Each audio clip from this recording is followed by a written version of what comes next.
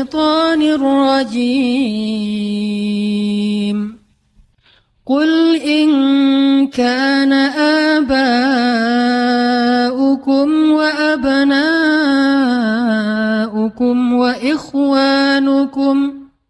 وإخوانكم وأزواجكم وعشيرتكم وأموال اقترفتموها وتجارة تخشون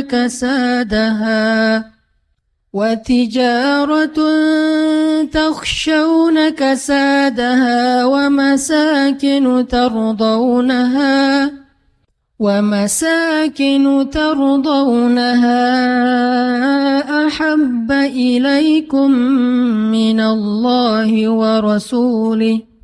أحب إليكم من الله ورسوله وجهاد في سبيله فتربصوا حتى يأتي الله بأمره والله لا يهدي القوم الفاسقين. Bismillahirrahmanirrahim. Assalamualaikum warahmatullahi wabarakatuh. Alhamdulillah, puji dan syukur kepada Allah Subhanahu wa taala. Salawat dan salam semoga terlimpahkan kepada baginda Rasulullah sallallahu alaihi wasallam. Dan kita selalu berharap bisa setiap hari bertambah rasa cinta kita kepada Allah dan Rasul, sehingga bertambah pula keimanan kita dan amal soleh kita.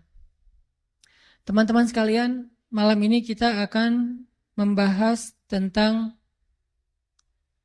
cinta. Judul dari tukang puasa, cinta kok gitu.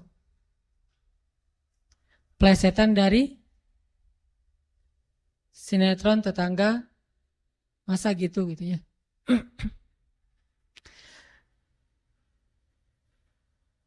Pernah ngerasa kapok nggak dengan cinta? Ini pertanyaannya nggak keren. Pernah merasa kapok karena cinta? Nggak pernah? Pernah jatuh cinta? Jatuh cinta atau jatuh hati? Tertarik dengan hati atau tertarik dengan hawa nafsu? Susah Ustaz ngebedain mah. Tertariknya karena hati atau tertariknya karena hawa nafsu? Bedanya apa? Kalau tertarik karena hawa nafsu, biasanya suka naik turunnya, fluktuatifnya itu akan sangat signifikan. Contoh kalau nyenengin, kita ekspresif, kita bahagia, tapi kalau lagi nyebelin, itu bisa juga buat kita nggak punya daya tahan. Kalau tertarik karena hati, pengennya selalu ngebahagiain, memberikan, melakukan sesuatu yang baik. Itu kalau tertarik karena hati. Kalau tertarik karena hawa nafsu, selalu mikirin apa yang udah diberikan buat saya. Kalau tertarik karena hati, selalu mikirin apa yang saya harus berikan kepada dia. Tapi itu bukan itu yang akan kita bahas. Itu mah udah basi ya. Udah banyak yang bahas lah. Pakar-pakar cinta mah banyak di Indonesia. Baik yang nulis lirik-lirik lagu, yang buat puisi, yang bikin film, yang bikin buku. Itu mah pakar-pakar cinta mah udah banyak. Walaupun banyak juga yang pakar cinta gagal dalam urusan cinta.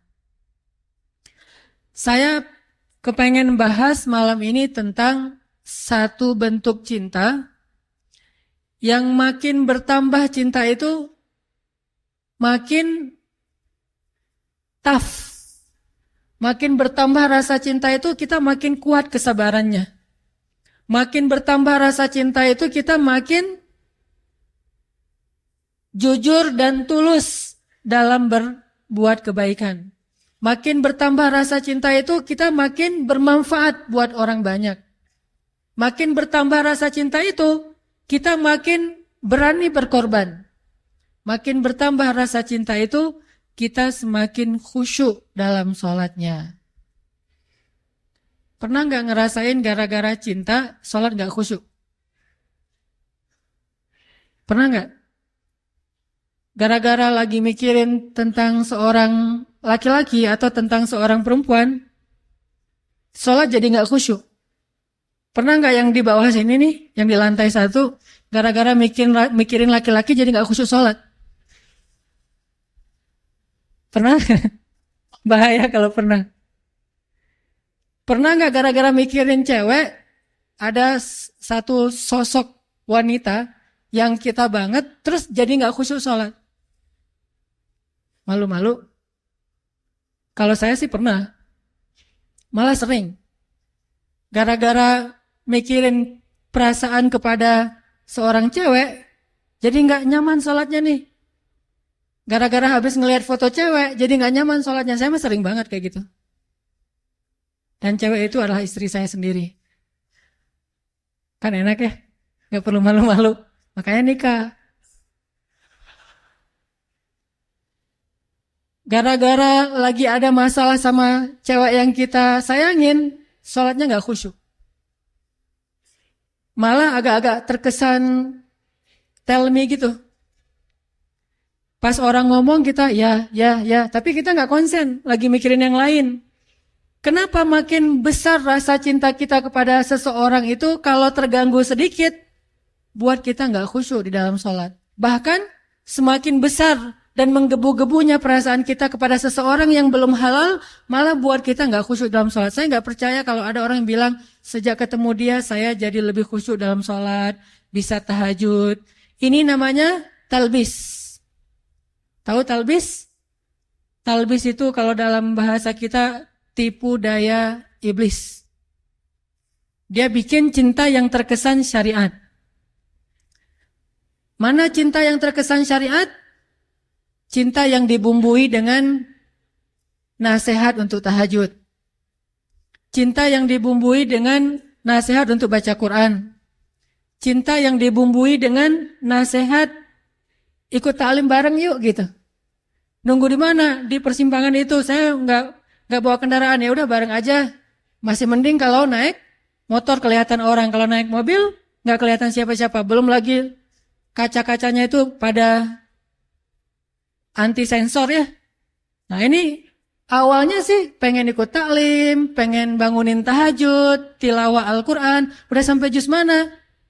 Udah sampai juz 20. Kamu di mana? Deket-deketan kamu lah, nggak akan jauh, kayak gitu ya. Hebat ya, kamu dua berapa? 21. Kok bisa? Soalnya saya nggak baca juz 1 sampai 20, bacanya juz 21 doang. Di mana kamu, saya di situ. Ini artinya cinta-cinta yang dibumbui dengan religi. Saya nggak ngomong baik atau buruk, cuman cinta yang kayak gini nih biasanya agak-agak modus. Hanya ketika pacaran doang bisa kayak gitu. Udah selesai, nanti udah halal, udah nikah. Kalau dia bukan karena Allah, itu akan berubah. Pasti kayak gitu. Makanya kita akan bahas satu cinta yang makin nambah itu makin khusyuk sholatnya. Yang makin nambah cinta itu makin buat kita bersemangat beramal soleh. Yang makin nambah cinta itu buat kita semakin istiqomah. Yuk kita baca Al-Quran dulu. Coba teman-teman buka surat At-Taubah ayat 24. Surat At-Taubah ayat 24.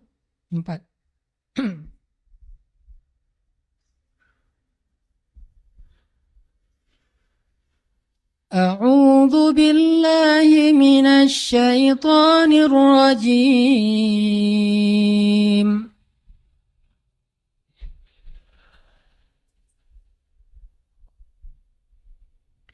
Qul in kana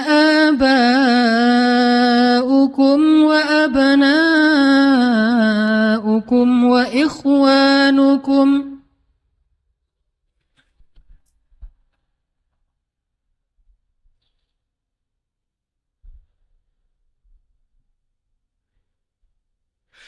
وإخوانكم وأزواجكم وعشيرتكم وأموال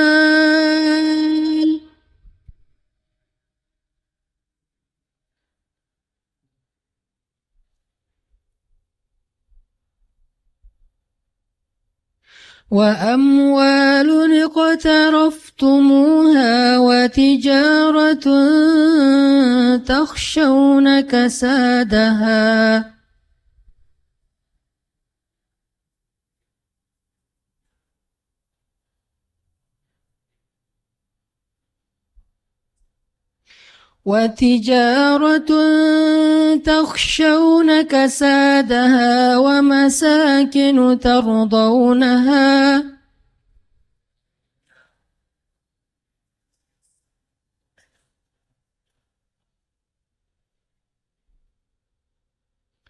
ومساكن ترضونها أحب إليكم من الله ورسوله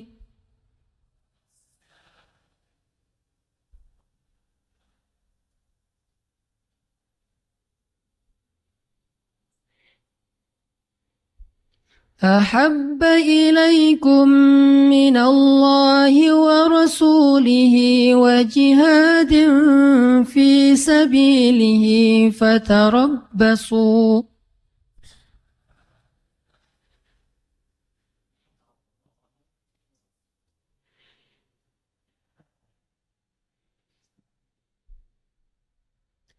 فتربصوا حتى يأتي الله بأمره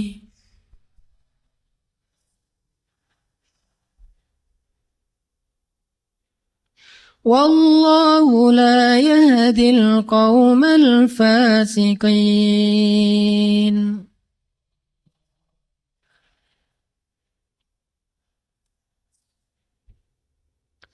Katakanlah, jika ayah-ayah, anak-anak, saudara-saudara, istri-istri, serta keluargamu, harta kekayaan yang kamu usahakan, perniagaan yang kamu khawatirkan kerugiannya, dan tempat tinggal yang kamu sukai, lebih kamu cintai daripada Allah dan Rasul-Nya, dan dari berjihad di jalan Allah, maka tunggulah sampai Allah mendatangkan keputusannya kepadamu. Dan Allah tidak memberi petunjuk kepada orang-orang yang berbuat kefasikan. Shadaqallahul Azim. Teman-teman yang dirahmati Allah Subhanahu wa taala, ayat ini menjelaskan kepada kita tentang resiko kalau kita mencintai sesuatu melebihi cinta kepada Allah dan Rasul. Pokoknya kata Allah di sini, nggak mungkin kalian akan bahagia kalau kalian mencintai sesuatu melebihi cinta kalian kepada Allah dan Rasul. Gak mungkin kalian akan dapat apa yang kalian inginkan kalau kalian mencintai seseorang atau sesuatu melebihi cinta kalian kepada Allah dan Rasul. Itu gak mungkin. Bukan hanya gak mungkin, bahkan Allah mengancam dengan sebuah ancaman fatarabbasu. Hati-hati kalian, kata Allah. Artinya gak boleh seorang hamba itu menduakan cintanya kepada Allah dengan cintanya kepada makhluk. Itu gak boleh. Kalau dia mencintai makhluk, harus karena Allah. Kalau dia mencintai makhluk bukan karena Allah, Allah bilang fatarabbasu, hati-hati. Makhluk itu kata Allah bukan orang yang jauh. Makhluk itu kata Allah orang yang dekat dengan kita, orang yang layak kita cintai. Dan tidak dosa mencintai mereka, kecuali kalau bukan karena Allah. Orang tua, bukankah kewajiban seorang anak mencintai orang tua?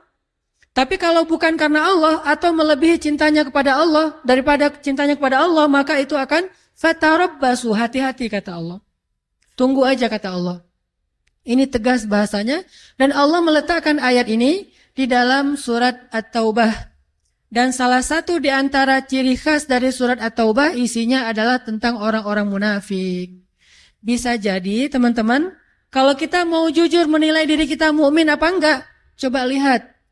Jangan-jangan cinta yang selama ini kita rasakan itulah yang menjadikan tanda-tanda kemunafikan pada diri kita. Kalau kita mau tahu saya ini mukmin apa munafik, salah satunya lihat aja dalam urusan cinta. Apakah kita mencintai seseorang atau sesuatu melebihi Allah dan Rasul? Atau sama pun nggak boleh, apalagi melebihi. Kalau itu ternyata ada di dalam hati kita dan nggak bisa dibuat-buat, dan kita nggak mungkin membohongi diri kita sendiri, berarti kita termasuk orang yang diancam di dalam surat Baro'ah, surat Munafikun. Kalau surat Al-Munafikun itu pendek, ini ada surat Munafikun lebih panjang daripada Al-Munafikun, yaitu surat At-Taubah, isinya tentang orang munafik.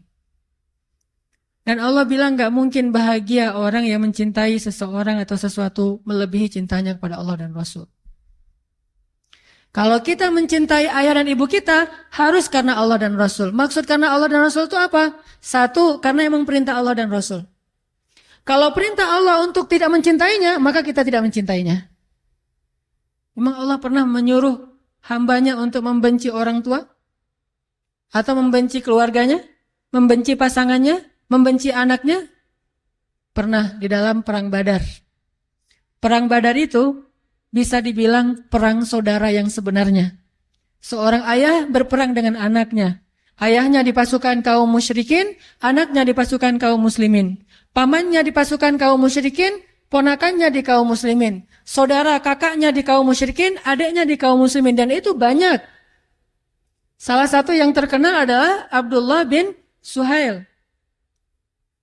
Ayahnya di barisan orang-orang Abu Jahal, anaknya di barisan Rasulullah SAW. Sehingga banyak yang terjadi adalah seorang ayah membunuh anaknya atau anaknya membunuh ayahnya. Dalam kondisi seperti itu Allah menyuruh membuang rasa cinta kepada keluarga karena cinta kepada Allah lebih berharga daripada cinta kepada siapapun. Siapa mereka yang memusuhi kaum muslimin, yang menzolimi kaum muslimin, yang memfitnah kaum muslimin, yang memerangi kaum muslimin. Tetapi jika mereka hanya berbeda agama, tidak memerangi kaum muslimin, maka Allah menyuruh kita berbakti kepada mereka walaupun mereka beda pemahaman dan ideologi dengan kita. Ini namanya cinta karena Allah. Jangan mentang-mentang orang tua kita sama muslim sih, cuma mungkin beda pemahaman agama. Yang satu agamanya setelah belajar di taklim, yang satu lagi dulu belajarnya dan lebih banyak campuran budaya. Terus akhirnya kita jadi nggak mencintai lagi orang tua kita, banyak menghujat, banyak mendebat. Itu bukan karena Allah, walaupun alasannya agama, tapi itu bukan karena Allah. Allah tetap menyuruh kita untuk wala taqul lahuma uffin. Allah tetap menyuruh kita untuk wa'ashiruhunna bil ma'ruf, berbuat baik kepada istri kita, kepada anak kita, walaupun mereka mungkin belum menjadi orang yang taat. Karena itu beda lagi urusannya. Makanya cinta karena Allah itu pertama cinta karena perintah Allah. Siapa yang harus dicintai, siapa yang tidak perlu dicintai. Siapa yang kalau kita mencintainya berpahala, siapa yang kalau kita mencintainya malah berdosa. Ini cinta karena Allah. Bagaimana kalau kita mencintai idola-idola yang sebetulnya ketika kita mencintainya justru membuat hati kita terganggu, khusyuk kita jadi berkurang. Mencintai seseorang yang kemudian kita tiru perilakunya yang tidak baik, berarti bukan karena Allah. Cewek-cewek misalnya ikut konser seorang penyanyi yang keren, terkenal, lagi ngetop, udah gitu seksi lagi, suaranya bagus, suaranya tuh berat banget, kalau lagi main gitar tuh keren banget. Pas kita nonton konsernya, histeris. Jangankan itu, histeris terhadap mayit suami aja dilarang ya. Boleh histeris terhadap mayit suami? Suaminya meninggal terus dia histeris. Teriak-teriak, namanya kan meratapi mayit. Itu nggak boleh, termasuk dosa besar. Apalagi histeris terhadap manggungnya orang yang bukan siapa-siapa bagi kita. Itu lebih nggak boleh lagi. Nah ini cinta ini pasti bukan karena Allah. Dan kalau ini yang ada di dalam hati kita, pasti nggak akan pernah bahagia. Udah nggak berpahala, nggak ngebahagiain, nggak nambah amal soleh. Terus gimana terhadap yang kayak gitu-gitu mah? Biasa aja, nggak usah pakai perasaan. Flat. Kalau mau menikmati hiburan pun nikmatin aja, tapi nggak usah baper, nggak usah sampai nangis habis-habisan di bandara gara-gara nungguin Justin Bieber datang. Pas datang ternyata dia ngambil jalur lain, dia nangis-nangis. Sudah seharian saya itikaf di bandara nggak ketemu. Yang laki-laki juga kayak gitu. Artinya itu udah baper, udah mulai pakai perasaan, dan perasaan itu pasti akan mengganggu kekhusyuan kita dalam ibadah kepada Allah. Gak akan bahagia kalau kayak gitu. Yang terjadi sekarang banyak kaum muslimin cintanya bukan lagi karena Allah. Dia tidak mencintai orang tuanya, padahal Allah menyuruh dia mencintai orang tuanya. Dia tidak lagi mencintai ulama, ngefans sama ulama, padahal Allah menyuruh dia mencintai ulama. Wa kunu ma'as shadiqin, kata Allah, dan tetaplah kamu, jadilah kamu, bersamalah kamu dengan orang-orang yang salih. Dia tidak lagi menjadikan para sahabat sebagai idolanya. Ini bukan karena cinta karena Allah. Ini pasti cinta karena hawa nafsu atau talbisul iblis, godaan setan. Makanya coba kita revolusi cinta kita.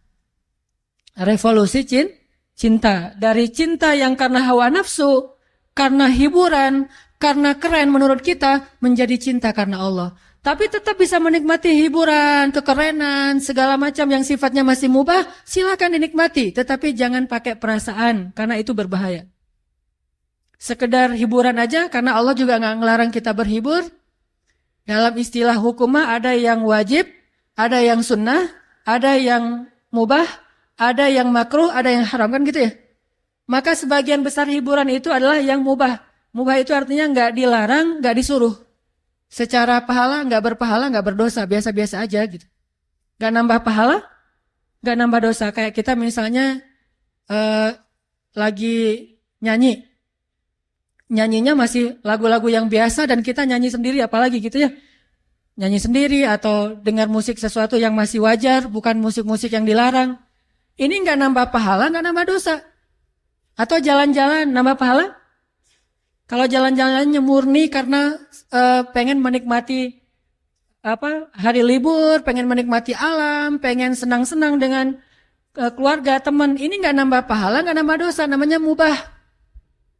Maka tidak masalah kita tetap menikmati hiburan, tetapi jangan libatkan perasaan cinta, karena hati itu adalah wadah yang kosong. Dan dia hanya bisa diisi dengan satu hal. Kalau sudah penuh dengan satu hal, nggak akan bisa diisi lagi dengan hal yang lain. Kalau sudah penuh dengan cinta yang bukan karena Allah, maka keluarlah cinta karena Allah.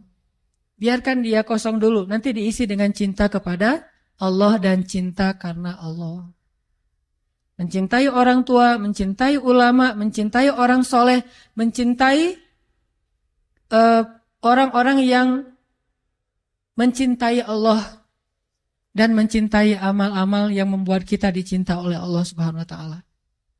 Ini cinta yang coba kita revolusi, kita bangun dalam hati kita. Dan kalau udah dapat, insya Allah beramal soleh itu akan ringan banget. Nanti kita dengarkan kisah-kisah inspirasinya. Mencintai Rasulullah SAW, mencintai para sahabat. Para sahabat itu jangan cuma, oh ya hebat mereka mah soleh. Oh ya mereka mah orang-orang luar biasa. Tapi kita nggak sampai cinta gitu, nggak sampai kebawa perasaan tentang para sahabat, itu berarti belum. Apalagi kepada Rasul. Kalau lagi ngomongin sahabat itu harusnya tuh kayak ngomongin seseorang yang kita kagumin banget. Kita jadi semangat gitu. Berarti orangnya mencintai sahabat. Saya kalau lagi diajak ngomong tentang, sebutlah, mungkin gak bisa mencintai semua sahabat secara sama. Pasti berbeda-beda. Ada yang paling kita ngefans banget. Saya pribadi paling ngefans tuh sama Umar bin Khattab. Sisi apanya? Bukan sisi kerasnya. Tapi sisi kecerdasan dan jeniusnya Umar bin Khattab. Banyaknya ijtihad Umar bin Khattab di masa kekhalifahannya. Banyaknya inovasi-inovasi dalam pemerintahannya. Saya cinta banget sama Umar dalam urusan kecerdasannya. Mungkin Umar kalau hidup di zaman kita akan banyak ngelakuin inovasi dalam pemerintahan. Akan banyak melahirkan produk-produk fikih yang mungkin bagi sebagian orang dianggap mengada-ngada nih, nggak ada di zaman Rasul. Memang nggak ada, terus kenapa kata Umar? Bukankah ini baik? Dan saya yakin kalau Rasulullah masih hidup pasti Rasulullah akan setuju. Karena ini baik. Ini yang saya ngefans banget sama Umar. Siapa lagi yang saya ngidolain banget? Kalau laki-laki adalah Ali bin Abi Thalib. Orang yang dari kecil udah bersih. Gak pernah melihat auratnya sendiri, apalagi aurat orang lain. Dalam peperangan hampir membunuh musuh, tapi gara-gara musuh kesobek celananya sehingga kelihatan auratnya cuma paha doang, Ali jadi berpaling muka dan tidak jadi membunuh musuhnya. Kenapa? Menjaga pandangan. Ini ngefans banget walaupun saya belum bisa ngejaga pandangan seperti Ali. Ini artinya Kalau lagi ngebahas Ali itu jadi kangen sama Ali. Kalau ngebahas Umar itu jadi kangen sama Umar. Apalagi kalau ngebahas tentang Rasulullah Shallallahu Alaihi Wasallam, rasanya rindu ingin ada di antar bersama Rasulullah SAW. Pernah mimpi ketemu Rasul? Berbahagialah teman-teman kalau yang pernah bermimpi ketemu Rasul. Walaupun kita nggak akan pernah ingat wajah Rasul, karena mustahil orang mengingat wajah Rasulullah kalau hanya ketemu dalam mimpi, mustahil.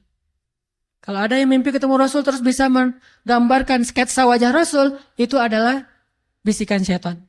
Kalau mimpi ketemu Rasul, ketemu sih, cuma lupa wajahnya kayak gimana. Kata Nabi, siapa yang melihat aku dalam mimpi, maka dia seperti melihat aku dalam kenyataan. Siapa yang melihat Rasulullah dalam mimpi, berarti dia seperti melihat Rasulullah dalam kenyataan. Benar-benar ketemu dengan Rasulullah, seolah-olah dia menjadi salah satu di antara golongan sahabat Nabi. Siapa yang tidak bahagia masuk dalam golongan sahabat Nabi? Gimana caranya? Mimpi ketemu Rasul, dan itu gak bisa dibuat-buat. Kalau gak cinta, gak mungkin mimpi. Saking cintanya, jadi kebawa mimpi.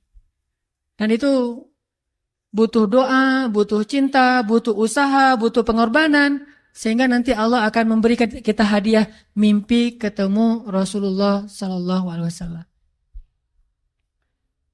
Saya dulu pernah waktu kecil banget, sebelum saya sering ikut musabaqah, mimpi ketemu Rasul. Terus Nabi bilang gini, dia panggil nama saya, tapi nama itu ada di KTP, bukan nama yang Hanan Ataki ya. Cari aja nanti, nama aslinya. Dia manggil Fulan, gitu. Fulan, kamu mah, kalau bahasa kita, kamu jangan tinggalkan Al-Quran, peganglah Al-Quran, kata beliau. Udah gitu saya belajar Al-Quran jadi juara musabaqah.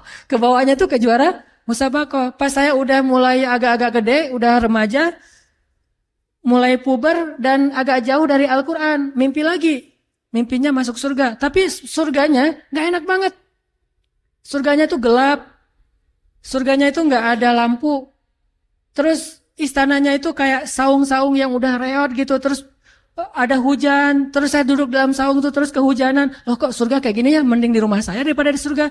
Ternyata saya semakin jauh dari Al-Quran, Allah kayak ngasih sebuah gambaran tentang amal saya gitu. Amal kamu itu kayak gini, rapuh, gak jelas, gak ikhlas, pokoknya banyak aja tegurannya. Sampai sekarang saya kangen pengen mimpi lagi ketemu Rasul tapi belum bisa. Berarti memang amalnya belum baik, belum setulus, belum sepolos ketika saya masih kecil.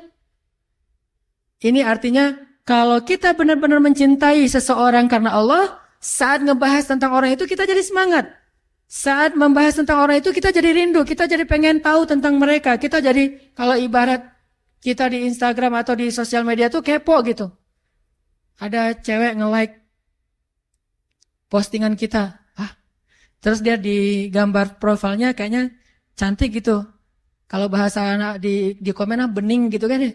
Gambarnya bening, langsung dikepoin tuh, dicari tahu, nih ternyata dipakai ditutup gitu, nggak semua orang bisa masukkan, agak-agak kecewa, nggak bisa lihat yang lain, kan suka gitu tuh. Terus ada lagi yang lihat lagi kalau yang cowoknya keren nih, kayaknya janggutnya dipelintir ala Van Kyle gitu ya, kumisnya dipelintir gitu, kayak kumis My Stupid Boss. Udah gitu ininya, janggutnya kan gaya-gaya 2016, janggutnya tipis, kumis dipelintir, rambutnya rapi gitu, klimis. Pakai kacamata hitam walaupun nggak minus. Pakai kacamata yang frame-nya hitam walaupun nggak minus, kacamata biasa. Pas ngeliat kayak gitu, jadi kepo, pengen tahu nih orangnya siapa, tinggal di mana, dan segala macam aktivitasnya. Ini karena kita mulai pakai perasaan penasaran gitu. Apalagi kalau udah ada hubungan, harusnya kita kepada Rasulullah, keponya dengan membaca sirah Rasul, keponya dengan membaca hadis Rasul, keponya itu dengan cara mencari tahu tentang sosok Rasulullah itu kayak gimana. Makanya nanti setelah sholat Isya, saya pengen share beberapa kisah tentang bentuk cintanya para sahabat kepada Rasulullah. Itu tuh luar biasa. Kayaknya agak susah kita nirunya, tapi mudah-mudahan jadi penyemangat doang buat kita untuk bisa lebih belajar revolusi cinta, mencintai Allah dan Rasul melebihi apapun juga. Insya Allah nanti kita sharing cerita setelah selesai sholat Isya. Barakallahu li wa lakum.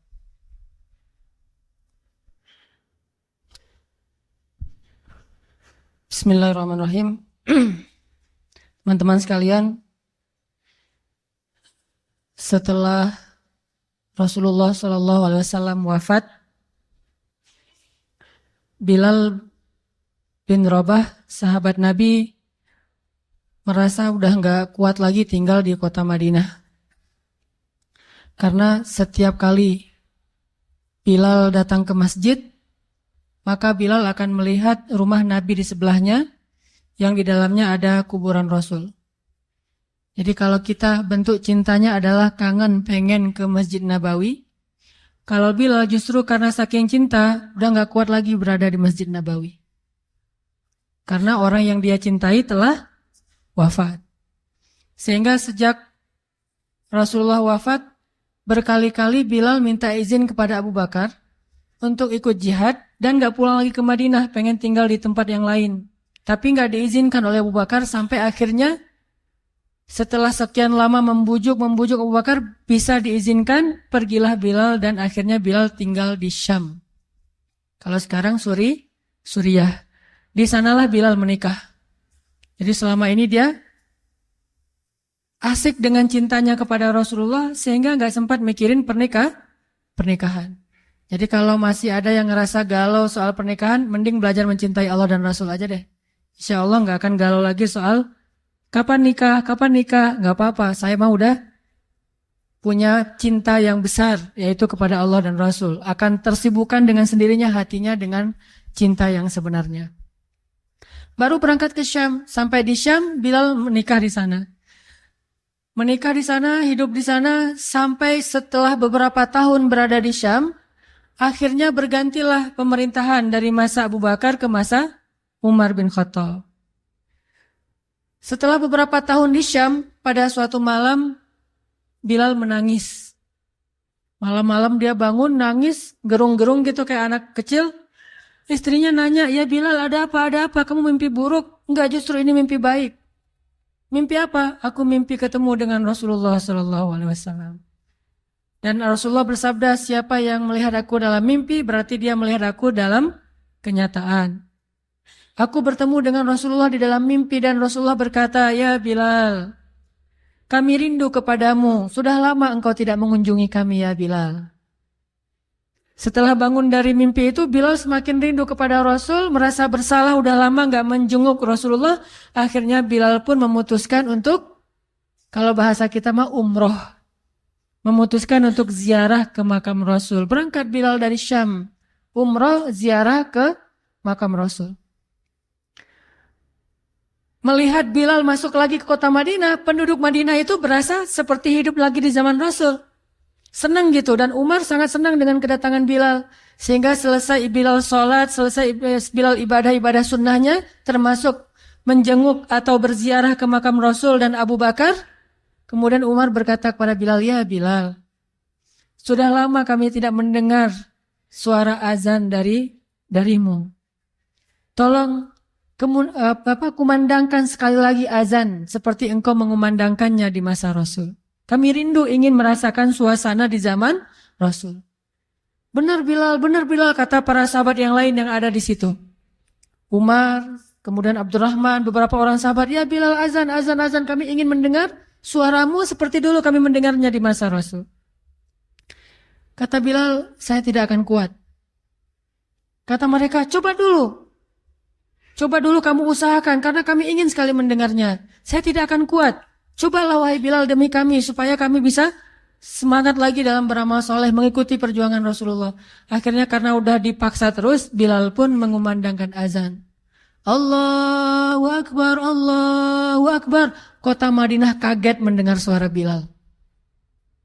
Orang-orang yang ada di rumah semuanya mengatakan, apakah Rasulullah sudah bangkit kembali? Mereka semuanya kaget dan bahagia. Seolah-olah Rasulullah sudah bangkit dari kematiannya. Seperti Isa seolah-olah diturunkan kembali setelah dia diangkat ke langit.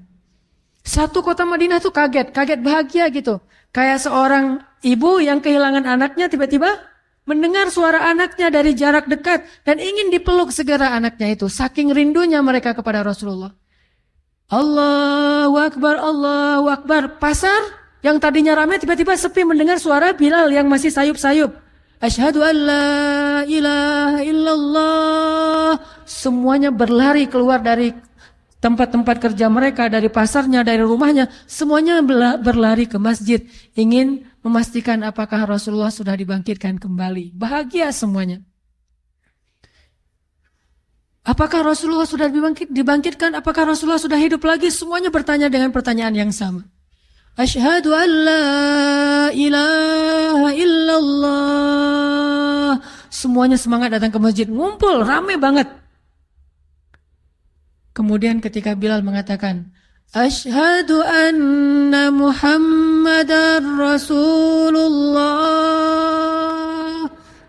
Asyhadu anna. Nggak sanggup lagi Bilal, berhenti di situ. Kemudian Bilal menangis dengan suara nangis yang luar biasa kerasnya. Lalu satu masjid menangis, lalu satu kota Madinah menangis. Sehingga para ulama mengatakan, tidak pernah kota Madinah menangis sedahsyat mereka menangis hari itu kecuali ketika Rasulullah wafat. Cuma 2 kali menangisnya kota Madinah paling dahsyat. 1, hari ketika Rasulullah wafat. 2, hari ketika Bilal kembali mengumandangkan azan dan mengucapkan asyhadu anna Muhammadar Rasulullah. Semuanya menangis. Semuanya merasa kehilangan Rasulullah. Semuanya merasa bahwa mereka ingin kembali di zaman ketika Rasulullah masih hidup. Lalu mereka bertanya setelah semuanya selesai menangis, ya Bilal, kenapa kamu tadi menangis? Kata Bilal, dulu biasanya kalau saya selesai mengumandangkan azan, saya akan datang ke hujrahnya Rasul. Hujrah Rasulullah itu kamarnya Rasul, rumah kecilnya Rasul. Selesai azan saya akan datang ke rumahnya Rasulullah dan memanggil, ya Rasulullah, as-salah, as-salah. Rasulullah nggak keluar sampai mendengar suara Bilal memanggil beliau secara khusus. Udah selesai azan, Bilal manggil Rasul, ya Rasulullah, as-salah, as-salah. Baru Rasulullah keluar dengan wajah berseri-seri. Sekarang bagaimana saya akan memanggil Rasulullah sedangkan Rasulullah sudah bersama kekasihnya yaitu Allah Subhanahu wa taala. Menangis lagi satu masjid, satu kota Madinah. Pokoknya hari itu adalah hari berkabung sekota Madinah. Hari menangisnya kota Madinah, saking rindunya mereka kepada Rasulullah. Bagaimana dengan kita ketika mendengar suara azan dan muazin mengucapkan nama Rasulullah Sallallahu Alaihi Wasallam? Di situ kelihatan apakah kita mencintai Rasulullah lebih dari apapun juga setelah Allah Subhanahu Wa Taala. Kalau tidak, fatarabbasu, hati-hati. Kalau tidak, fatarabbasu, tunggu aja. Na'udzubillah min dzalik. Berarti masih ada kemunafikan dalam hati kita. Bagaimana kita, apakah hati kita merasa gemetar, bergetar ketika kita mendengar suara seseorang mengatakan Muhammad sallallahu alaihi wasallam, Rasulullah sallallahu alaihi wasallam. Apakah hati kita bergetar? Seperti bergetarnya hati seorang kekasih ketika mendengar suara kekasihnya, nama kekasihnya disebutkan. Kalau yang pernah jatuh cinta banget, jatuh cinta berat, pasti tahu banget gimana rasanya ketika ada seseorang yang menyebutkan nama orang yang dia cintai. Pasti berubah. Suasana perasaannya, hatinya, ekspresi wajahnya itu pasti. Kalau yang pernah merasakan cinta berat. Kalau yang belum pernah, ya tanya aja ke yang udah pernah. Itu pasti tuh. Namanya misalnya ditulis di mana? Saya pernah ya pas saya lagi umroh. Di hotel itu ada satu gate. Nama gate-nya itu nama istri saya. Langsung saya fotoin, cekrek. Langsung saya send ke istri saya. Ini nama kamu ada di gate yang masuk ke masjid. Namanya ada di gate salah satu hotel di Mekah. Pas saya baca itu kayak ada beda gitu dengan membaca gate-gate yang lain. Walaupun ada gate Abdul Aziz, King Fahad atau apa segala macam. Ini ada satu gate bukan di masjid sih. Kalau di masjid keren banget istri saya. Di hotel gitu gate-nya itu menuju ke masjid. Nama istri saya. Nama panggilan sayang saya kepada istri saya. Itu beda hasilnya. Beda rasanya. Bagaimana ketika nama Rasulullah Sallallahu Alaihi Wasallam disebutkan? Apakah kita mencintai nama itu? Muhammad. Sehingga kita ingin memberikan nama itu kepada anak kita. Atau kita senang dipanggil Muhammad. Orang Arab kalau nggak tahu namanya pasti memanggilnya Muhammad. Gitu kan? Bukan, saya bukan Muhammad, saya Hanan. Enggak, saya Muhammad. Nama saya Hanan, tapi saya cinta dengan Muhammad. Atau mereka manggilnya, ya Abdullah. Kalau dipanggil oleh orang Arab Abdullah ya, jangan bilang saya bukan Abdullah. Abdullah. Enggak, saya bukan Abdullah. Terus kita hamba siapa kalau bukan hamba Allah kan ya? Abdullah itu panggilan universal. Semua manusia itu Abdullah. Dan secara akhlak kita harusnya senang dipanggil Muhammad. Orang yang terpuji akhlaknya. Muhammad, alhamdulillah, mudah-mudahan sesuai dengan nama yang diberikan kepada saya. Walaupun nama aslinya bukan itu. Abdullah, ya saya Abdullah. Nama saya Hanan gitu. Saya bukan Abdullah. Terus saya siapa? Kan gak mungkin kan? Semua kita adalah Abdullah. Begitulah cintanya Bilal, cintanya para sahabat kepada Rasulullah, rindu kepada Rasulullah SAW. Terus bagaimana cara kita sekarang mencintai Rasul sementara Rasulullah sudah nggak ada? Apakah hanya dengan menangis ketika mendengar namanya disebutkan dalam lantunan azan? Ada cara lain. Cara kita mencintai Rasulullah setelah Rasulullah tidak ada adalah mencintai para pewaris-pewaris Rasul. Al-ulama warasatul anbiya. Pewaris Rasulullah itu adalah para pembawa risalah, dakwah, dan para ulama. Ulamaul ummah, ulamanya umat kaum muslimin. Saya bukan ulama, saya hanya dai biasa. Dan saya sangat merasa berat jika dipanggil ulama, karena nggak pantas banget. Nanti kalau teman-teman mau tahu siapa ulama, saya akan berikan rekomendasi, cintai dia. Dialah pewaris Rasul. Belajar mencintainya seperti sahabat mencintai Rasul. Belajar kangen bertemu dengannya seperti sahabat kangen bertemu dengan Rasul. Belajar dekat dengannya seperti sahabat dekat dengan Rasulullah. Itu bentuk cinta kita kepada Rasulullah kalau kita tidak lagi sezaman dengan Rasulullah. Mencintai pewaris-pewaris Rasul. Para ulama. Cari para ulama itu. Dengan ciri-ciri yang diberikan oleh Rasulullah. Ciri ulama itu apa aja? Lalu cari orang yang memiliki ciri-ciri itu. Cintai dia, kangen sama dia. Itulah bentuk cinta kita kepada Rasulullah SAW. Ini kisah Bilal. Ada lagi kisah yang lain. Kisah seorang sahabat kecil. Dulu pernah saya ceritakan sebelum ada pemuda hijrah. Yang waktu itu pesertanya masih sekitar 30 orang. Yaitu Abdullah bin Zubair. Abdullah bin Zubair itu orang yang kalau sholat saking khusyuk dan tidak pernah bergerak, merpati itu hinggap di atas kepalanya. Jadi hinggap dianggap itu batang kayu sehingga merpati hinggap di atas kepala Abdullah bin Zubair. Itu nggak kebayang deh pokoknya. Kalau ada yang pernah kayak gitu itu luar biasa. Berarti solehnya itu udah setingkat Abdullah bin Zubair. Saya yakin belum ada di sini yang pernah sholat dihinggapi merpati. Tapi kalau sholat di EOI merpati mungkin saya pernah di Jeddah tuh. Lagi jalan, kena pas di wajah lagi, pertanda sial kata teman saya. Kita paling-paling ya gitu doang. Kalaupun ada hewan lewat di depan kita, tapi sampai nyaman berada di atas pundak atau kepala kita, burung-burung kan burung itu liar tuh. Artinya nggak mudah untuk bisa merasa nyaman di atas sesuatu. Kalau sampai merasa nyaman di atas kepalanya Abdullah, itu kebayang nggak tuh gimana sholat khusyuk yang luar biasa. Setelah selesai sholat, orang bilang, ya Abdullah gimana caranya sholat yang sampai burung berasa nyaman hinggap di atas kepalamu. Malah Abdullah tanya, mana burung yang mana? Saking khusyuknya nggak ngerasa burung di atas kepalanya. Kalau kita, saya makan punya zikir khusus gitu. Udah mulai ada pengkultusan.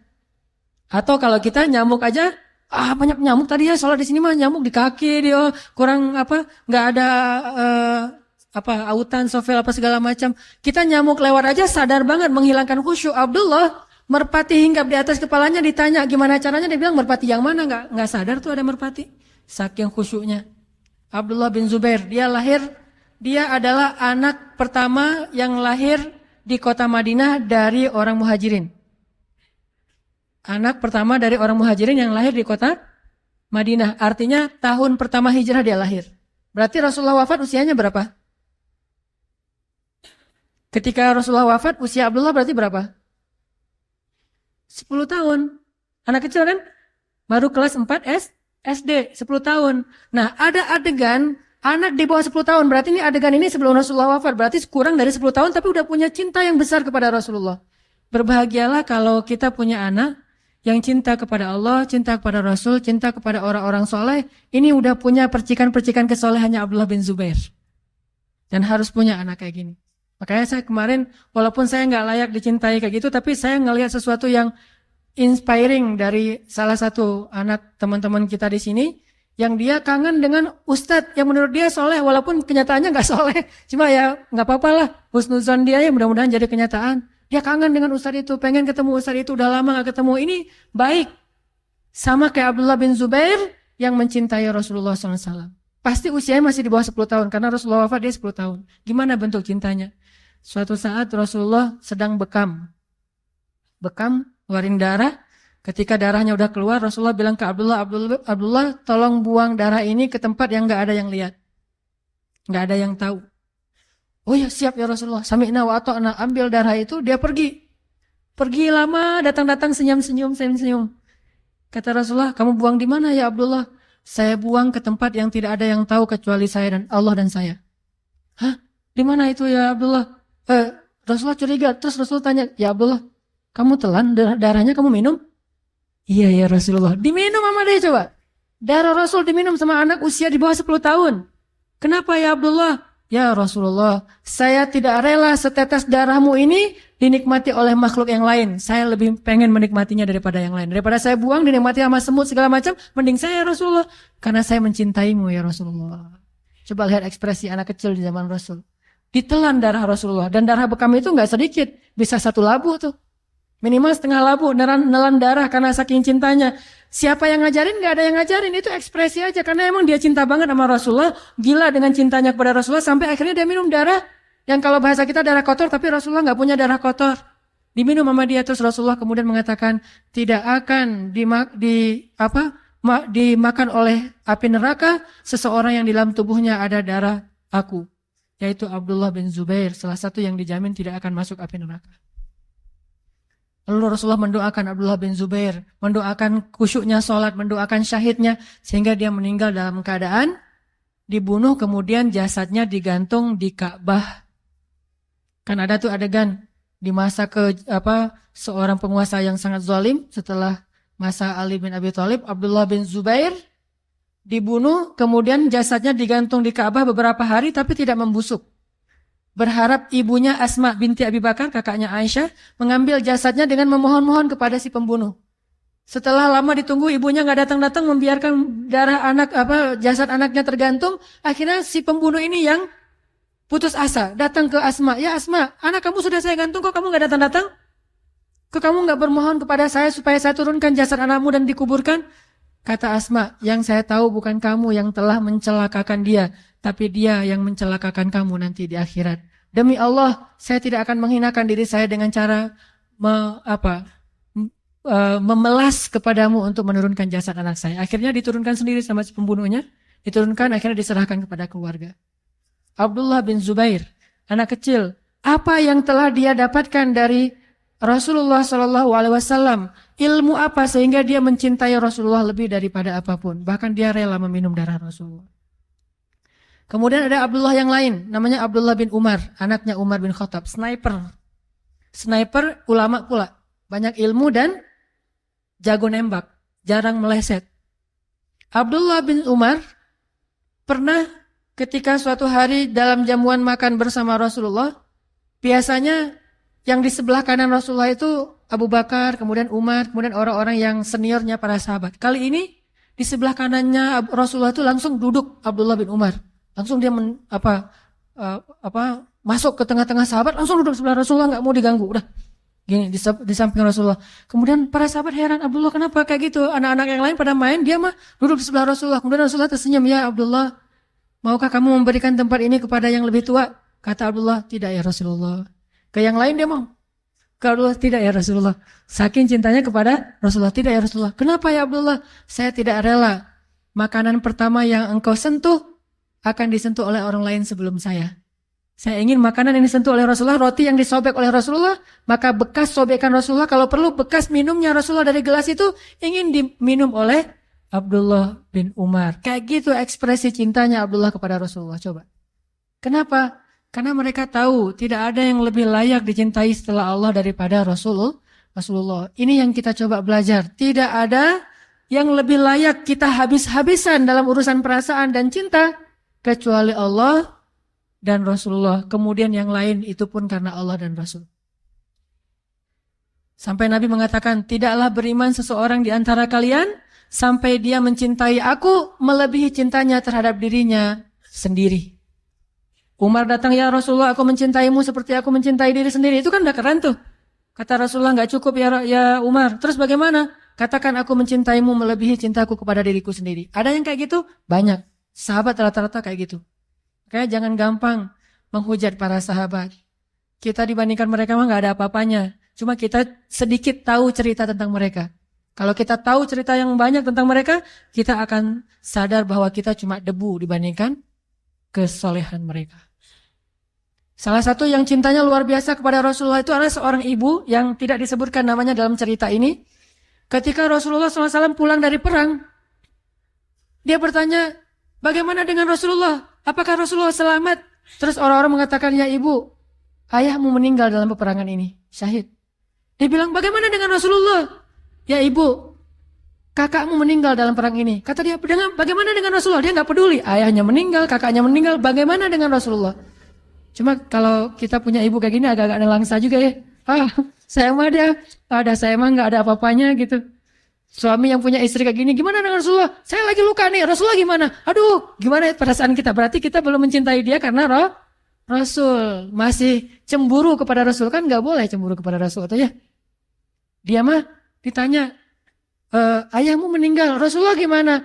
Kakakmu meninggal, Rasulullah gimana? Anakmu meninggal, 3. Ayahnya, kakaknya, anaknya meninggal dalam perang itu. Dia tanya Rasulullah gimana? Kemudian mereka mengatakan Rasulullah baik-baik saja dan tidak terluka. Perlu dia mengatakan, selama Rasulullah baik-baik saja, musibah saya itu tidak masalah. Selama Rasulullah baik-baik saja, musibah-musibah itu ringan bagi saya. Coba, ini bukan kata-kata orang yang tega sama keluarganya, bukan. Ekspresi betapa dia mencintai Rasul lebih dari apapun juga. Makanya sahabat kalau ketemu Rasul sering bilang, bi abi anta wa ummi ya Rasulullah. Saya lebih mencintai engkau daripada ayah dan ibu saya ya Rasulullah. Bahasa Arabnya, bi abi anta wa ummi ya Rasulullah. Saya lebih mencintai engkau daripada ayah dan ibu saya ya Rasulullah. Ada lagi seorang perempuan, disebutin namanya Ummu Umarah atau Ummu Imarah. Ummu Umarah ini salah satu prajurit Islam perempuan yang paling banyak berperang bersama Rasulullah. Orang Ansar, bukan orang Muhajirin. Jadi kalau ada yang bilang perempuan gak boleh jadi aktivis, berarti dia gak pernah baca cerita Ummu Umarah. Itu bukan aktivis lagi, udah jadi prajurit. Kalau perempuan gak boleh jadi militer, berarti dia gak baca cerita Ummu Umarah. Perempuan jadi polwan, Ummu Umarah. Tapi jangan polwan yang itu. Polwan yang Ummu Umarah lah pokoknya ya. Yang menjaga keamanan, bukan merusak keamanan hati para pria. Oke, tadi cerita apa? Ummu Umarah. Ada yang bilang gak boleh perempuan jadi aktivis, perempuan mah di rumah aja. Siapa bilang gak boleh? Kalau dia bisa menjaga batasan-batasan sebagai seorang muslimah, maka kenapa tidak? Sekedar jadi aktivis doang, berperang aja boleh, apalagi aktivis. Emangnya kalau berperang kita boleh milih, saya mah yang bukan muhrim gak mau, bisa gitu? Berperangnya cari yang muhrim aja, yang dekat-dekatan. Terus kalau ketemu dengan musuh, kamu kan bukan muhrim saya, gak usah dekat-dekatan. Gak bisa kan ya? Namanya perang bukan cuma bersentuhan dengan musuh, dengan kulit dengan kulit. Bahkan bajunya bisa sobek, jilbabnya bisa kesingkap, namanya orang berperang. Ummu Imarah kena sabetan pedang di lehernya, kira-kira sobek nggak tuh? Orang lehernya sampai sobek, gimana dengan jilbabnya pasti sobek, kelihatan nggak auratnya? Kelihatan, tapi kok masih dibolehin? Namanya perjuangan. Apalagi aktivis yang insya Allah nggak akan sampai sobek bajunya. Sekedar mungkin lebih banyak berinteraksi dengan laki-laki, selama masih bisa menjaga diri nggak masalah. Tapi kalau dia mulai muncul fitnah, bahasanya rapat dakwah, rapat aktivis, tetapi ternyata justru jadi ajang untuk gitu-gituan, maka jangan. Nah, Ummu Umarah seorang mujahidah yang paling pemberani. Julukannya apa? Hamra'ul Asad. Hamra'ul Asad itu artinya singa merah. Kenapa disebut singa merah? Singa karena dia pemberani, merah karena dia berdarah-darah demi membela Allah dan Rasul. Dalam perang Uhud, ketika kaum muslimin dalam keadaan terpukul mundur, dalam keadaan kacau balau, Rasulullah tinggal sendiri, Tidak ada yang melindungi dan Allah merekam itu di dalam Al-Quran. Ketika kalian pergi dan meninggalkan Rasul di belakang sendiri. Siapa yang balik arah dan membela Rasulullah waktu itu? Salah satunya di antara sedikit orang yang balik lagi untuk melindungi Rasulullah adalah Ummu Umarah. Melindunginya gimana? Dia nggak punya pedang karena pedangnya udah jatuh. Dia lari bersama semua pasukan yang jumlahnya 700 orang udah lari, pedang udah jatuh, tombak udah jatuh. Mereka secara spontan lari semuanya naik ke atas bukit. Tiba-tiba Ummu Umarah ingat, Rasulullah gimana? Rasulullah gimana? Lihat ke belakang, Rasulullah tinggal sendiri di antara musuh. Langsung balik lagi, nggak mikirin tentang apakah dia siap apa enggak dengan senjatanya. Balik. Ketika musuh menebas Rasulullah, dia tahan pakai badannya.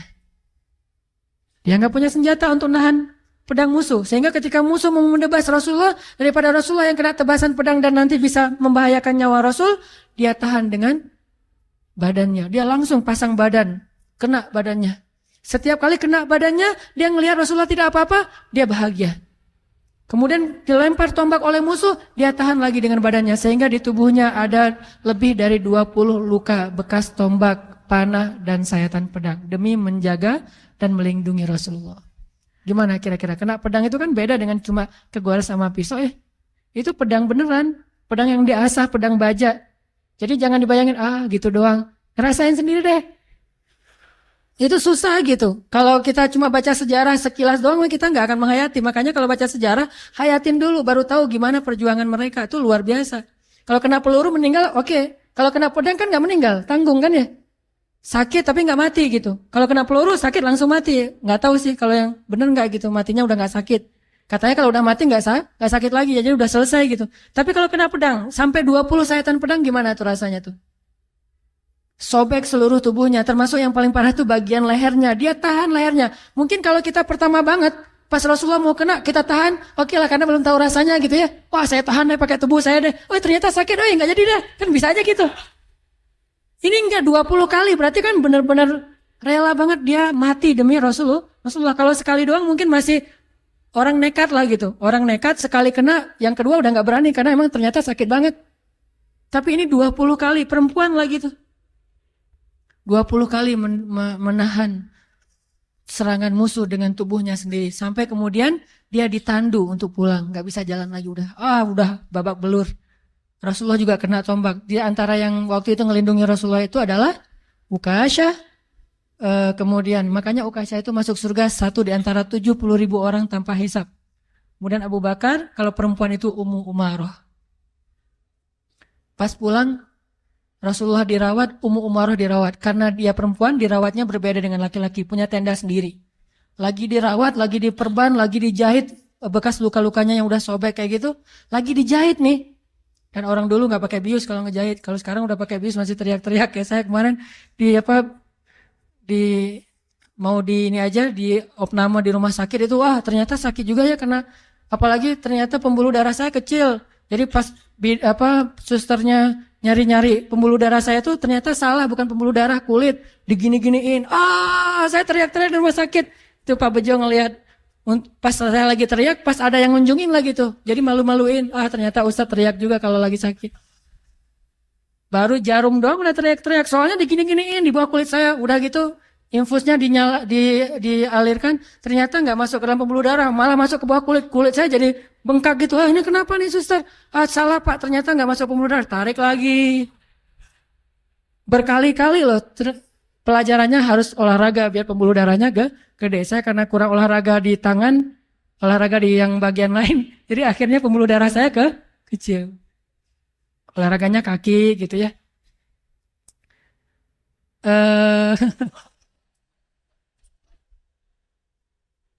Astagfirullahaladzim. Terbawa suasana. Apa tadi? Ummu Umarah lagi dijahit gitu ya. Sobek tuh, lukanya lagi dijahit. Maka Rasulullah bertanya bagaimana keadaan Ummu Umarah. Rasulullah khawatir dengan nasib Ummu Umarah. Akhirnya Rasulullah datang ke tendanya Ummu Umarah dan bertanya, "Assalamualaikum." Kan di luar tenda tuh. Jangan mentang-mentang merasa saya mah Rasul nggak akan kegoda, main masuk aja enggak. Rasulullah aja yang Rasul nahan. "Assalamualaikum." "Waalaikumsalam." "Man," kata Ummu Umarah, "siapa?" Rasulullah. Langsung Ummu Umarah berdiri coba. lagi diperban, lagi dijahit, lagi dalam keadaan sakarat kayak gitu. Pas tahu Rasulullah yang datang langsung berdiri, langsung nutup semua luka dia. Dia nggak mau Rasulullah tahu kalau dia itu luka parah. Sehingga Rasulullah jadi sedih. Kan gara-gara ngebelain Rasulullah dia kayak gitu kan. Nggak enak sama Rasulullah. Langsung dia berdiri sampai menetes darahnya dari jilbab dan sorban yang menutupi luka itu. Berdiri, ya Rasulullah, gimana keadaan engkau ya Rasulullah, gimana keadaan engkau? Rasulullah mengatakan, alhamdulillah saya baik-baik saja, bagaimana kamu ya Ummu Umarah? Alhamdulillah saya masih sehat aja, gak apa-apa ya Rasul, gak apa-apa, coba. Bisa gak kayak gitu? Susah banget tuh bisa kayak gitu tuh. Kalau kita, pasti ya Rasulullah, udah lihat kan gimana pengorbanan saya?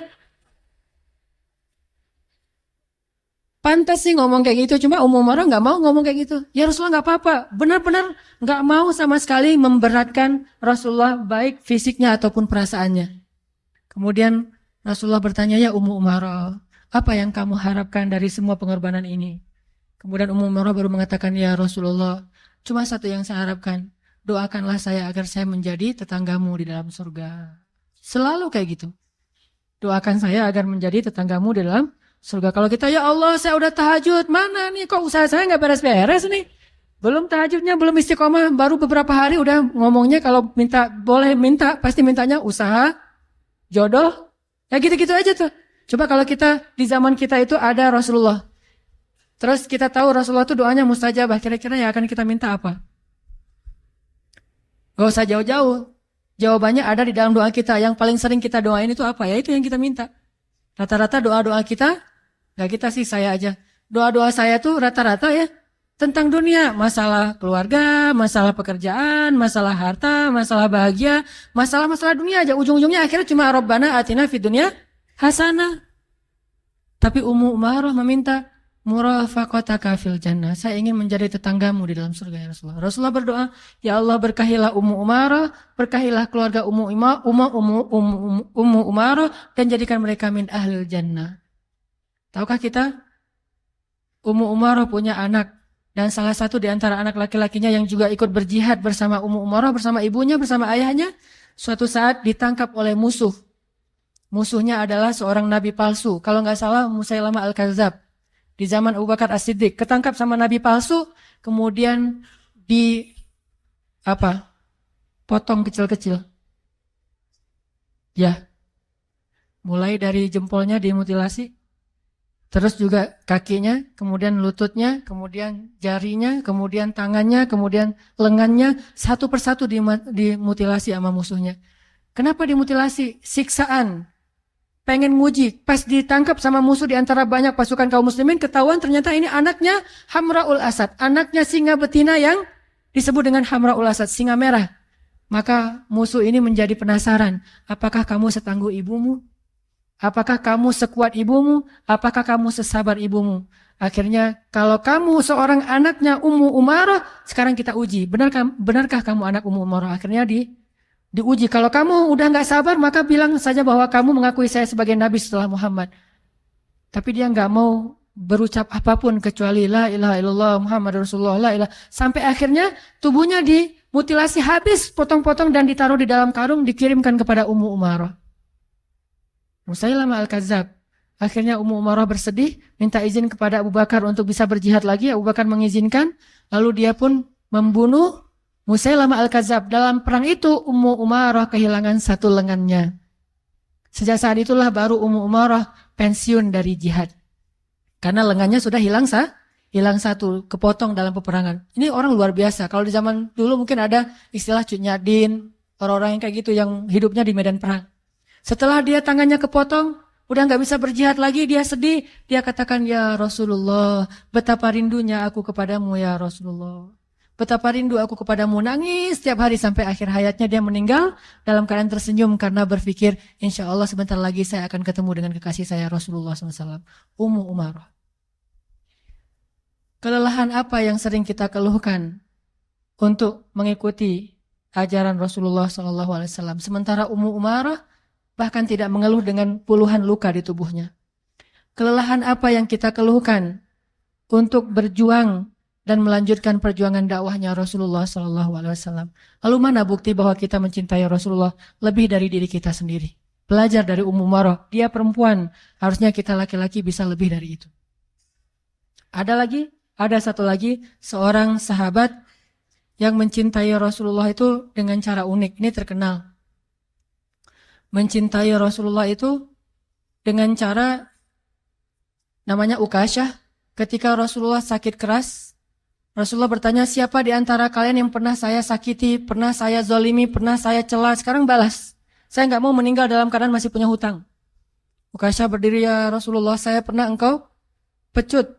Ketika engkau ingin memecut kendaraanmu, nggak sengaja mungkin kena di punggung saya, Rasulullah.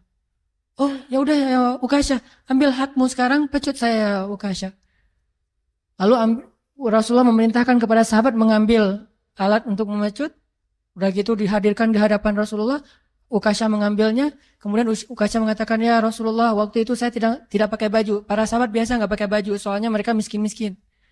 Maka saya memohon sekarang Rasulullah juga nggak pakai baju. Padahal Rasulullah lagi panas tinggi tuh. Dalam keadaan sakit keras sebelum beliau wafat. Para sahabat udah sebel banget sama Ukasyah. Kok bisa-bisanya nih orang dijamin surga tapi ngomongnya gini gitu.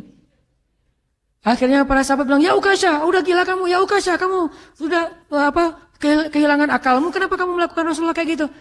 Rasulullah mengatakan, biarkan, ini hak dia. Akhirnya Rasulullah membuka bajunya dan mempersilahkan Ukasyah untuk memecut punggung beliau. Ketika Rasulullah membuka bajunya, Ukasyah kemudian melemparkan pecutannya, kemudian memeluk punggung Rasulullah. Kemudian dia mengatakan, ya Rasulullah, tidak ada niat saya untuk membalas apapun. Saya hanya ingin sebelum engkau kembali kepada Allah, saya ingin menyentuh kulitmu yang mulia. Kata Rasulullah, siapapun yang menyentuh kulitku ini, maka haram kulitnya dari api neraka. Cara cintanya itu agak-agak unik emang. Makanya sekarang ada orang yang mengekspresikan cinta kepada Rasulullah dengan bersolawat. Ada yang mengekspresikan cinta kepada Rasulullah dengan berjuang dalam dakwah. Ada yang mengekspresikan cinta kepada Rasulullah itu dengan ihya sunnah, menghidupkan sunnah Nabi. Ada yang mengekspresikan cintanya kepada Rasulullah itu dengan membuat syair-syair tentang Rasulullah. Dan para sahabat pun membuat syair tentang Rasulullah, walaupun bukan itu saja ekspresi cinta mereka. Katakanlah mungkin kalau di Arab itu ada lagu Laukana bainanal habib ladanal qasi wal qarib. Seandainya kekasih itu ada di antara kita, pasti semuanya akan nyaman. Kalau di Indonesia ada lagu Rindu kami padamu ya Rasul. Itu ekspresi cinta. Ada yang mengekspresikannya dengan syair-syair yang tidak dinyanyikan tetapi dibacakan. Ada yang mengekspresikannya dengan memperingati Maulid Rasulullah. Ini semuanya ekspresi cinta dan tidak ada batas dalam mengekspresikan cinta. Asal tidak melanggar agama Allah Subhanahu wa taala. Bukankah para sahabat mengekspresikan cintanya tidak diajarkan oleh Rasulullah? Apakah Ukasyah disebut bid'ah dengan cara mengekspresikan cintanya dengan memeluk tubuh Rasulullah? Ya Ukasyah ini bid'ah, saya nggak pernah ngajarin, nggak pernah Rasulullah bilang kayak gitu. Namanya orang mengekspresikan cintanya kan ya. Begitu juga dengan tadi Abdullah bin Zubair meminum darah, bukankah darah itu sesuatu yang haram? Tetapi dia minum dan khusus untuk Rasulullah ada pengecualian dan Rasulullah nggak mengatakan bahwa ini tidak pernah saya ajarkan. Kenapa kamu lakukan wahai Abdullah? Tidak, itu ekspresi cinta selama tidak melanggar syariat. Ekspresikan cinta kita dengan cara-cara yang baik. Saya pribadi, walaupun mungkin cinta saya kepada Rasulullah jauh dibandingkan sahabat kepada Rasul, tapi saya mencoba untuk mengekspresikan cinta saya itu dengan berjuang dalam gerakan dakwah, walaupun dakwahnya masih kecil-kecilan. Motivasi saya adalah Rasulullah dulu berjuang, saya ingin meneruskan perjuangannya semampu saya. Inilah ekspresi cinta kita kepada Rasulullah SAW. Maka teman-teman sekalian, kalau kita rindu sama Rasul, ingin ketemu dengan Rasulullah nanti di akhirat. Seperti Fatimah bertanya, ya ayah, nanti di padang mahsyar kalau saya rindu sama ayah pengen ketemu, ketemunya di mana? Kata Fatimah. Kata Rasulullah, kalau kamu pengen ketemu dengan saya wahai Fatimah, tunggulah saya di telaga Al-Kautsar. Rasulullah itu nanti di padang mahsyar ada di Al-Kautsar. Kalau di Sirat ada di awal Sirat. Kalau nabi yang lain itu ada di akhir Sirat. Bedanya Rasul dengan Nabi yang lain yang jumlahnya ribuan, Nabi-Nabi yang lain itu melintasi sirat dulu, terus nunggu umatnya di ujung sirat. Sambil mengatakan, Allahumma salim salim, Allahumma salim salim. Ya Allah selamatkan umat kami, selamatkan umat kami. Mereka ada di ujung sirat, tapi Rasulullah tidak di ujung sirat, beliau ada di awal sirat. Setiap umatnya datang, maka beliau akan membantu.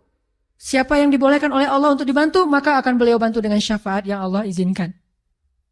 Nanti di surga, Rasulullah ada di Firdaus. Di padang mahsyar, Rasulullah ada di Kautsar. Di Sirat beliau ada di awal titian Sirat, dan surga beliau ada di Firdaus. Makanya kalau berdoa, kata Rasul, berdoalah dapat Firdaus yang puncak. Firdaus al-A'la. Kenapa? Disitulah singgasana Rasulullah SAW. Kalau kita ingin bertetanggaan dengan Rasulullah, maka belajarlah mencintai beliau dan ekspresikan cinta kita dengan cara yang baik, dengan cara yang diajarkan oleh Rasulullah atau yang diajarkan di dalam syariat Islam kita. Mudah-mudahan kehadiran kita pada malam ini adalah bukti kecintaan kita kepada Allah dan Rasul, dan mudah-mudahan Allah menambahkan rasa cinta itu di dalam hati kita sehingga setiap hari menjadi semakin baik amal soleh kita. Teman-teman sekalian, marilah kita tutup halaqah kita pada malam ini dengan sama-sama berdoa, dan kita awali dengan berselawat kepada Rasulullah SAW. Allahumma salli wa sallim wa barik ala sayyidina Muhammad. Allahumma salli ala sayyidina Muhammad kama sallaita ala sayyidina Ibrahim.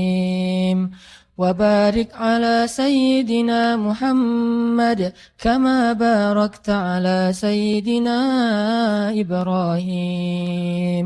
اللهم صل على سيدنا محمد. اللهم صل على سيدنا محمد. اللهم صل على سيدنا محمد. صلى الله عليه وسلم. صلى الله عليه وسلم. صلى الله عليه وسلم. اللهم اغفر لنا ولوالدينا ولإخواننا الذين سبقونا بالإيمان.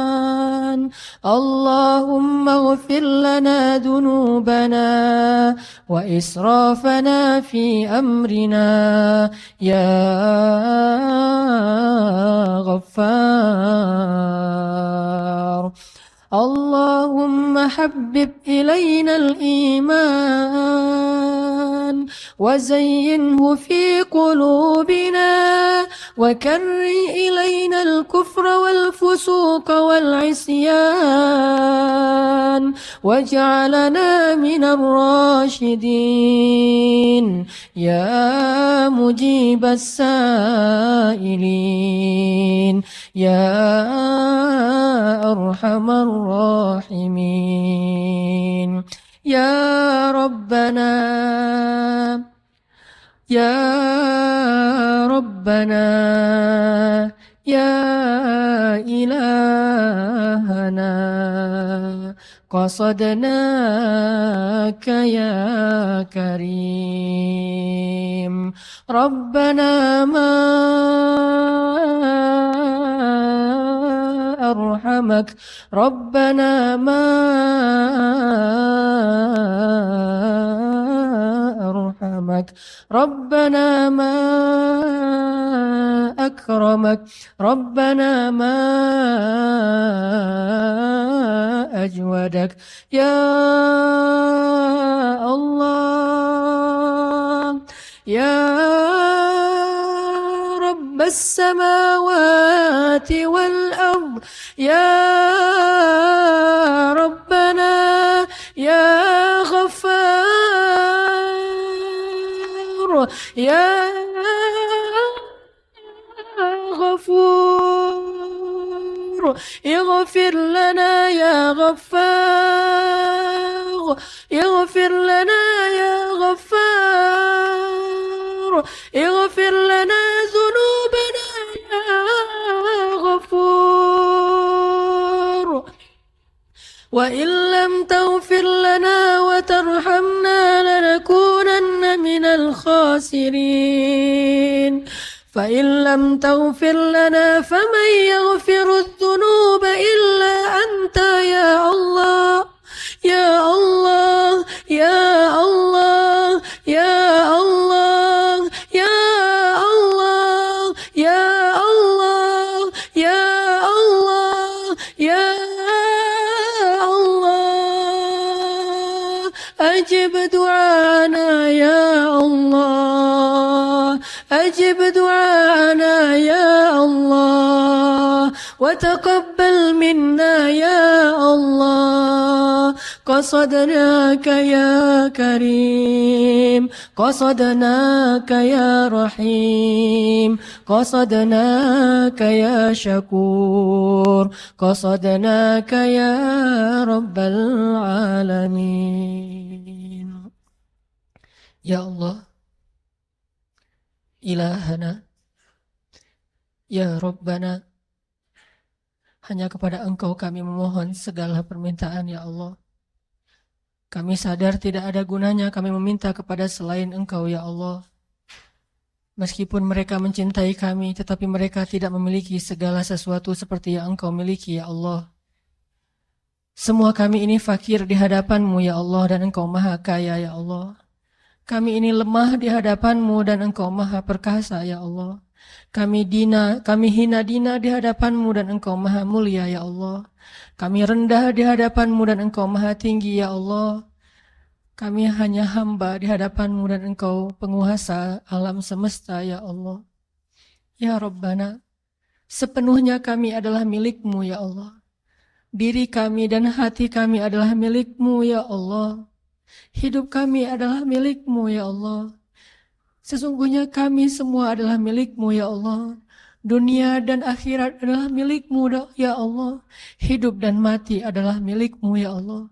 Dan kami tidak akan kembali kecuali kepada-Mu ya Allah.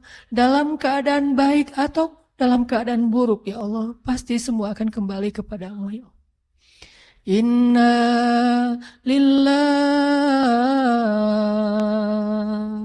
Inna lillah, kami semua milik-Mu ya Allah. Wa inna ilaihi raji'un. Dan pasti kami semua akan kembali kepada-Mu. Pasti ya Allah kami akan kembali kepada-Mu ya Allah. Tidak ada keraguan sedikit pun, pasti kami akan kembali kepada-Mu ya Allah. Cepat ataupun lambat, sekarang ataupun nanti, hari ini ataupun esok, ataupun suatu saat pasti.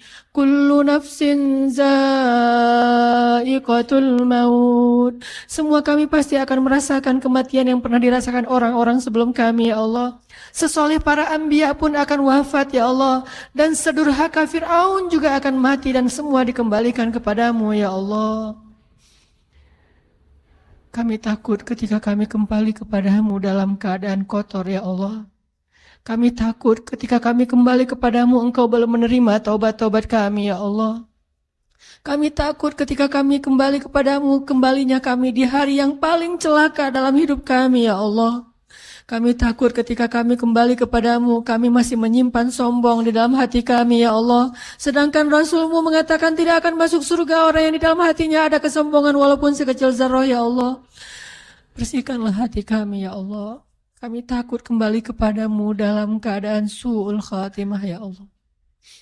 Ampunkanlah dosa-dosa kami ya Allah. Jika hari ini adalah hari terakhir dalam hidup kami, maafkanlah kekurangan dari amal-amal kami hari ini ya Allah. Dan terimalah taubat kami ya Allah. Jika Ramadan kali ini mungkin adalah Ramadan terakhir bagi kami ya Allah, jadikanlah Ramadan kali ini adalah Ramadan terbaik dalam hidup kami ya Allah. Jangan Engkau biarkan sehari pun berlalu dengan sia-sia ya Allah, karena kami tidak tahu apakah ada kesempatan yang lebih baik daripada Ramadan setelah ini ya Allah. Beri kami hidayah ya Allah agar kami bisa menggunakan waktu kami sebaik-baiknya ya Allah. Beri kami hidayah ya Allah agar kami bisa beramal sebanyak mungkin sebelum kami kembali kepada-Mu ya Allah. Karena harta yang kami kumpulkan tidak lagi bermanfaat bagi kami nanti di akhirat ya Allah. Keluarga yang kami banggakan tidak lagi bisa menolong kami nanti di akhirat ya Allah. Nama besar yang sering membuat kami menjadi sombong tidak lagi bermanfaat bagi kami di akhirat ya Allah. Para pengikut orang-orang yang mengidolakan kami, mereka tidak bisa menolong kami nanti di akhirat ya Allah. Teman-teman yang selama ini mengajak kami bermaksiat, mereka bersenang-senang dengan kami di dunia, tetapi mereka tidak bisa menolong kami nanti di akhirat ya Allah. Hanya amal soleh dan orang-orang soleh yang mampu menolong kami dengan seizin-Mu ya Allah.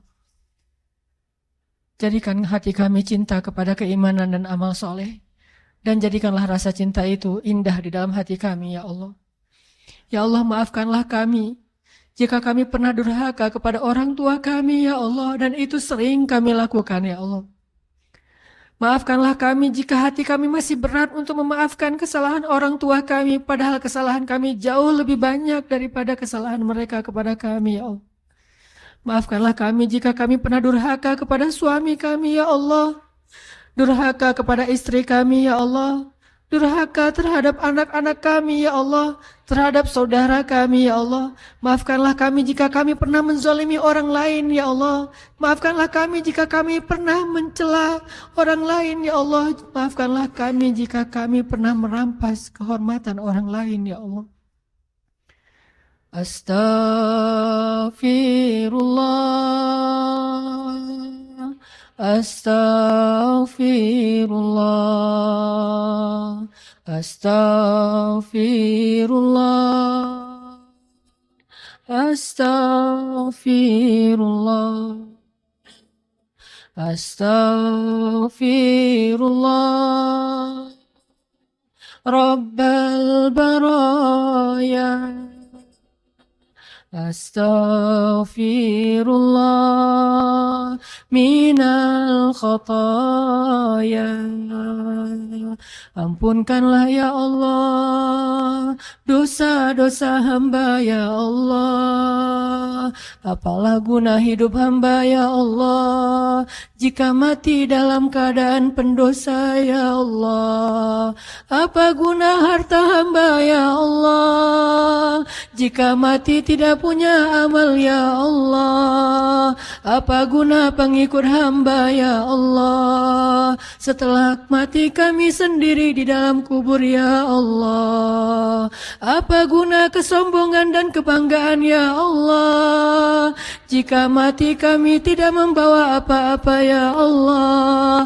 Apa guna dunia dan seisinya ya Allah jika kekekalan hanya ada di akhirat ya Allah. Sadarkanlah hati kami ya Allah. Jangan biarkan kami tertipu oleh dunia ya Allah. Jangan biarkan kami silau dengan fata morgana ya Allah. Jangan biarkan hidup kami sia-sia ya Allah.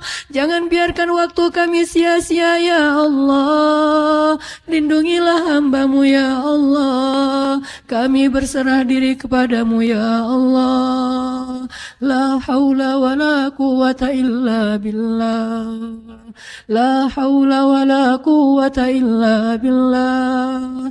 La haula wa la quwata illa billah.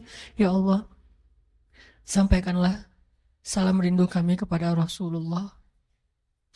Sampaikanlah salam rindu kami kepada keluarga Rasulullah. Sampaikanlah salam rindu kami kepada para sahabat, khususnya kepada Bilal bin Rabah. Ya Allah, jadikanlah hati kami mencintai Rasul seperti lembutnya hati Bilal dalam mencintai Rasulullah SAW.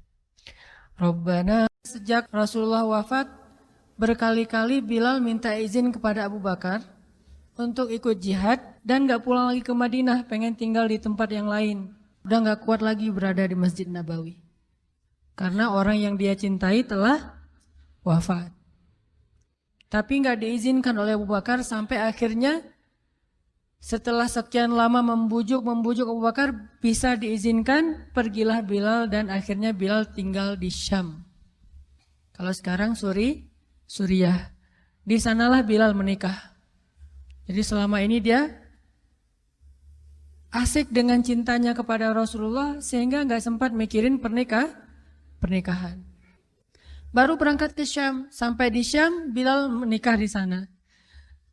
Menikah di sana, hidup di sana sampai setelah beberapa tahun berada di Syam, akhirnya bergantilah pemerintahan dari masa Abu Bakar ke masa Umar bin Khattab.